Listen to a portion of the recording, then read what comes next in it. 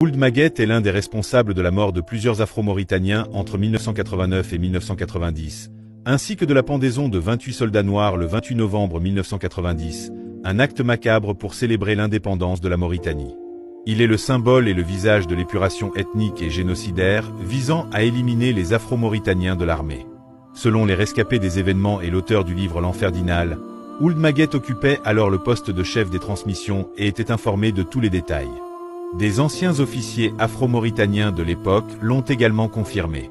Abdoulaye Tambadou, né en 1950, était lieutenant dans la marine mauritanienne.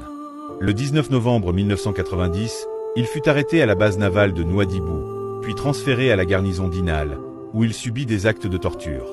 Selon des témoignages concordants, le 6 décembre 1990, Ould Maguette a ordonné l'assassinat de plusieurs soldats, officiers et sous-officiers noirs dans le camp militaire qu'il commandait.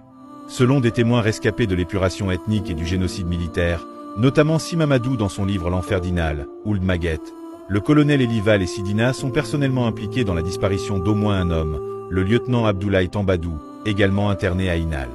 Il décrit dans son livre comment le capitaine Ould Maguette a visité le camp de la mort d'Inal pour emmener Abdoulaye Tambadou. Le lieutenant Yazid Ould Moulay Eli pénètre dans la chambre. Il est suivi par les capitaines Sidina, Elival et Maguette. Sans poser de questions, il nous regarde avec mépris. Après une brève discussion, le capitaine Maguette nous informe qu'ils emmènent Abdoulaye Tambadou avec eux. Je vois le capitaine Sidina charger une Kalachnikov AK-47 et la placer sur le siège passager. L'ensemble du groupe d'officiers monte dans le véhicule. Quelques minutes plus tard, un petit avion survole la base et disparaît. C'était le 6 décembre 1990. Le corps du lieutenant Abdoulaye Tambadou et ceux de centaines d'autres n'ont jamais été retrouvés. Maintenant vous savez pourquoi. Il y a l'amnistie 93.23, et Ould Maguette est celui qui maintient cette loi à l'Assemblée pour protéger ses propres crimes. Demain, il fera jour et la lutte continue.